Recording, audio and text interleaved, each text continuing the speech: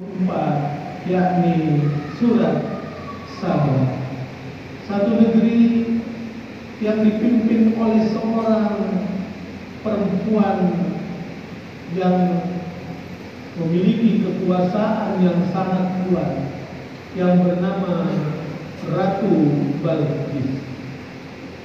Di masa Nabi Sulaiman alaihissalam. Satu negeri yang Allah anugerahkan kekayaan yang luar biasa. Satu negeri yang sangat tersohor pada saat itu. Satu negeri penghasil anggur yang terkenal pada saat itu. Satu negeri yang memang secara khusus Allah ceritakan perjalanannya di dalam Quran surat Saba. Di dalam Quran surat Saba ayat 15 Allah berfirman, A'udzu billahi minasyaitonir rajim. Bismillahirrahmanirrahim. Laqad kana lis-saba'in fi maskanihim ayah. Jannatani an yamini wa shimal. Kulu min rizqi rabbikum washkuru lahu. Baldatun thayyibatun wa rabbun ghafur. Sungguh kata Allah, pada negeri Saba itu terdapat tanda-tanda kebesaran Allah. Apa tanda-tanda kebesaran Allah di negeri Saba itu? Jannatani al-yamini wa shimal, yaitu dua sisi kebun, di sisi kanan dan di sisi kiri. Kemudian Allah katakan kepada masyarakat di negeri Saba itu, makanlah rezeki yang Allah anugerahkan kepada kalian semua. Negeri kamu adalah negeri yang baik, dan Tuhan kamu adalah Tuhan yang Maha Pengampun. Kata-kata yang sering kita ucapkan di dalam hampir setiap acara, baldatun thayyibatun wa rabbun ghafur. Negeri yang makmur, yang kaya raya, serta di bawah cinta kasih Allah Subhanahu wa ta'ala. Tapi kaum muslimin sidang umat rahimakumullah, sayangnya memang masyarakat di negeri Saba itu, meskipun Allah sudah berikan limpahan nikmat yang tiada hingga, namun masyarakat di negeri Saba itu tidak beriman kepada Allah. Masya Allah. Satu ketika diceritakan di dalam Quran surat Saba, ketika Nabi Sulaiman alaihissalam sedang mengabsen makhluk-makhluknya. Karena salah satu mukjizat Nabi Sulaiman atau Raja Sulaiman itu adalah bisa berbicara dengan makhluk apa saja. Ketika Nabi Sulaiman kebiasaannya mengabsen makhluk-makhluknya, ada satu makhluk Nabi Sulaiman yang tidak hadir pada saat itu. Berulang-ulang dipanggil oleh Nabi Sulaiman. Bahkan Nabi Sulaiman sempat marah dan menghardiknya. Makhluk itu adalah di dalam Quran burung hudhud yang merupakan intelijen Nabi Sulaiman. Sampai Nabi Sulaiman katakan, akan aku kuliti kalau burung hudhud tidak segera datang. Tiba-tiba burung hudhud hadir di hadapan Nabi Sulaiman. Dan dia menceritakan bahwa dia baru saja terbang di atas negeri Saba. Dia melihat ada seorang perempuan yang memerintah di negeri Saba. Dan masyarakat di negeri Saba itu tidak beriman kepada Allah. Diceritakan di dalam Quran surat An-Naml ayat 23-24. A'udzu billahi minasyaitonir rajim. Inni wajadtu imra'atan tamlikuhum wa utiyat min kulli syai'in wa laha 'arsyun 'azim. Wajadtuha wa qaumaha yasjuduna lisyamsi min dunillahi wa zayyana lahum asyaitanu 'amalahum fasaddahum 'anis sabili fahum la yahtadun. Sungguh aku menyaksikan ada seorang perempuan yang memimpin memerintah mereka. Dia dianugerahi singgasana, kekuasaan dan singgasana yang besar.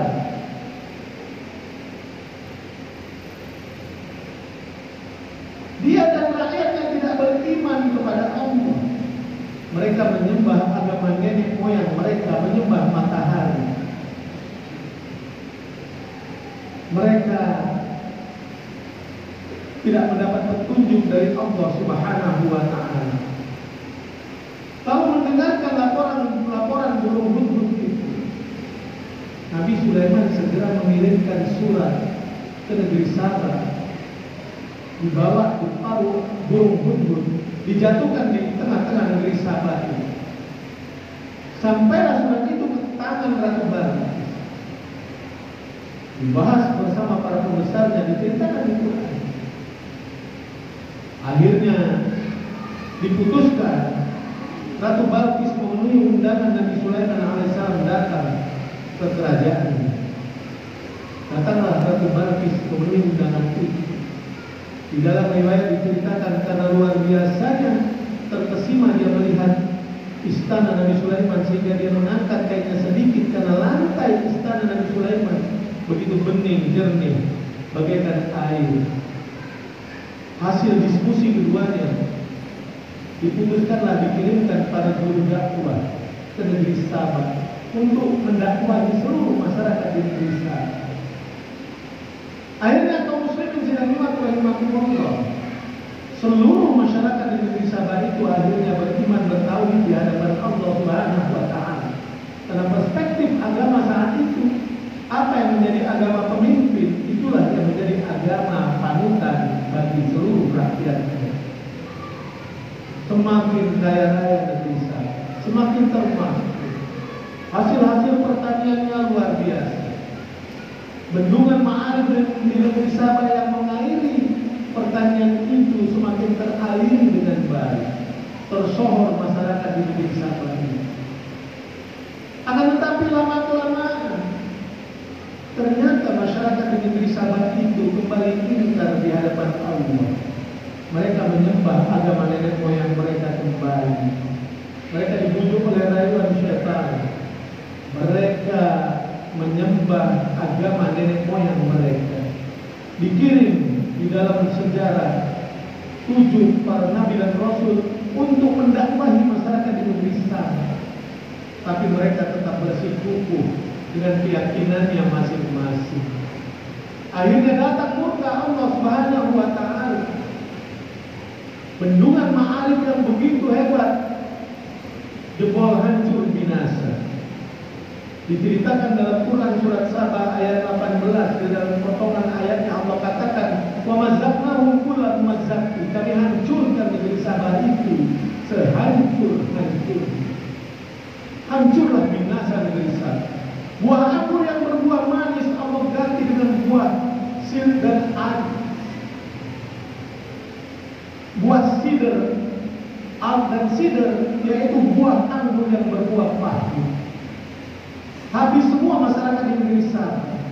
Hanya beberapa yang selamat menjadi masyarakat yang miskin, hina-hina dan peminta-minta. Begitu miris sekali perjalanan negara yang begitu kaya, begitu hebat. Pada akhirnya murka Allah datang. Negara itu hancur, binasa, sekaligus dengan masyarakat negeri Saba. Kenapa Khatib menceritakan perjalanan sejarah negeri Saba ini? Kaum muslimin sidang Jumat rahimahumullah, kalau kita pelajari awal perjalanan negeri Saba ini, hampir sama dengan perjalanan bangsa Indonesia, negeri kita tercinta ini.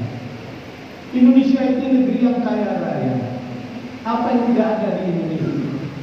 Dianugerahkan kekayaan yang melimpah oleh Allah Subhanahu wa taala. Dulu rakyat di Indonesia tidak beriman kepada Allah. Ada yang menyembah berhala, menyembah batu, menyembah patung, macam-macam disembah. Lalu Allah kirimkan para juru dakwah masuk pedagang mujarab ke Samudra Pasai di Aceh, berkembang Islam di Aceh. Masuk ke Jawa ada Wali Songo, berkembang Islam di Jawa. Masuk di kerajaan Banjar, berkembang Islam di Kalimantan. Masuk ke kerajaan Taro di Sulawesi, berkembang Islam di Sulawesi. Akhirnya jumlah umat Islam di Indonesia pernah tercatat 96, ada yang merilis 97%, ada yang merilis 98%. Tapi kaum muslimin sidang Jumat rahimahumullah, saat ini berapa tinggal jumlah umat Islam di Indonesia? Berbagai media merilis, termasuk Republika beberapa tahun yang lalu, jumlah umat Islam di Indonesia hari ini hanya tinggal 82%. Dan diperkirakan akan terus terdegradasi menurun dalam jumlah yang besar. Apakah mungkin perjalanan wisata terjadi di negeri tercinta kita ini? Insya Allah kita yakin tidak akan pernah terjadi di negeri tercinta kita. Karena Allah senantiasa sayang dengan negeri tercinta Indonesia yang damai ini. Tapi apakah kita diam saja berpangku tangan? Apakah tidak menutup kemungkinan suatu saat anak cucu cicit kita semua di saat itu umat Islam menjadi umat yang minoritas di Indonesia? Semua bisa saja terjadi. Maka kita semua perlu menyadari itu semua.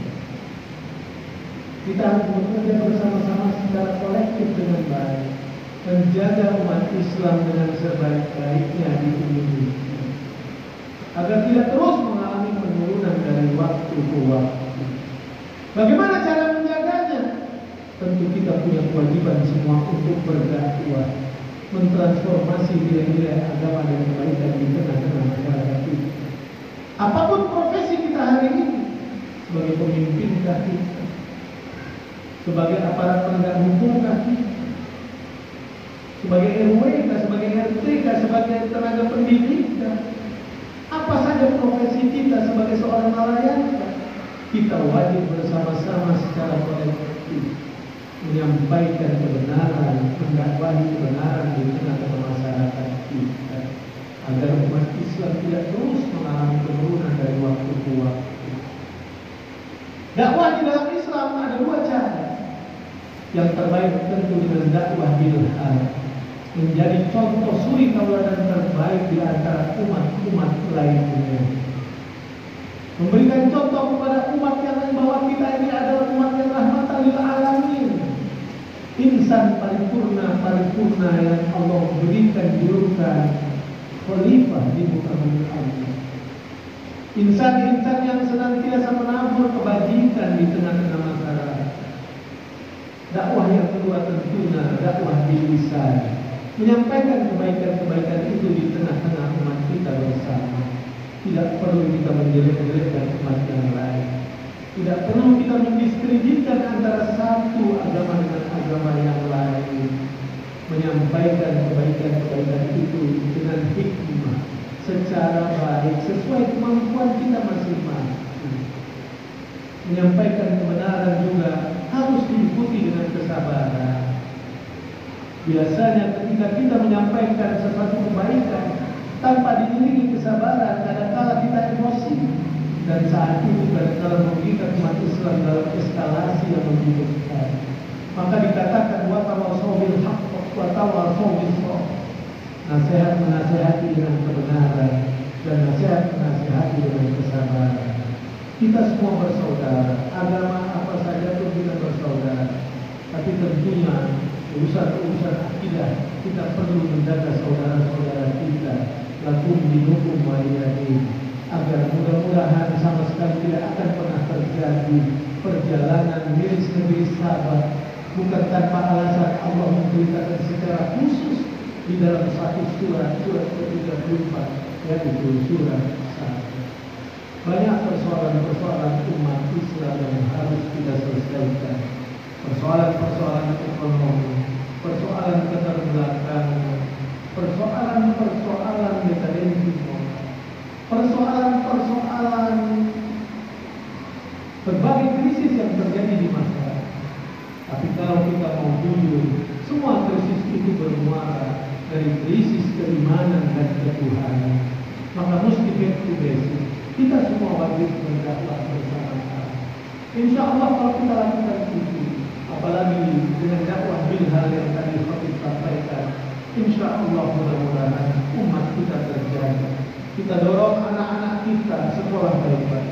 Kita dorong masyarakat kita membangun semangat optimisme di dalam kehidupan, bahwa Allah sediakan langit dan bumi ini adalah untuk kebahagiaan kita semua. Mudah-mudahan ini kita sadari. Tidak bisa bekerja kita secara individu, datang dari rumah ke masjid, pulang ke rumah lagi tanpa ada kemudian kita dengan saudara-saudara yang lain. Kita sekali lagi punya tugas kolektif berdakwah bersama.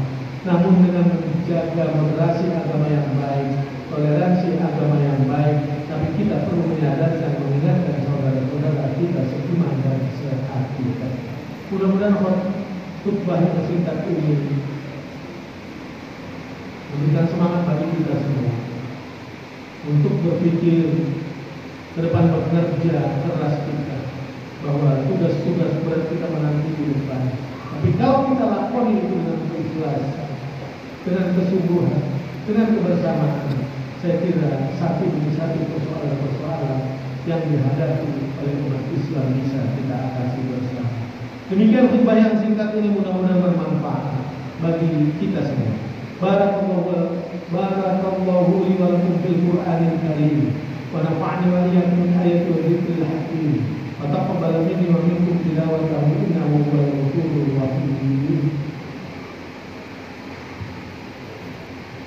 Allahumma